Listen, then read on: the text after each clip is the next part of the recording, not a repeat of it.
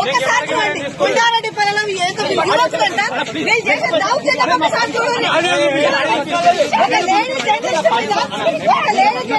చిప్పులు లాక్కొని ఇవ్వడానికి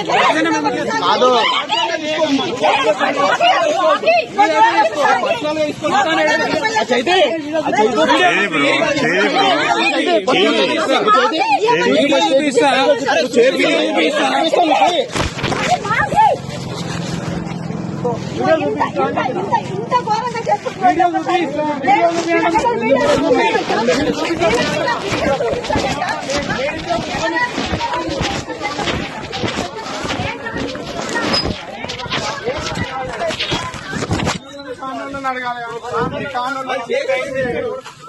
ఎంప్లాయీ మీకు ఇట్లా పోతుండే తనుకోతుండే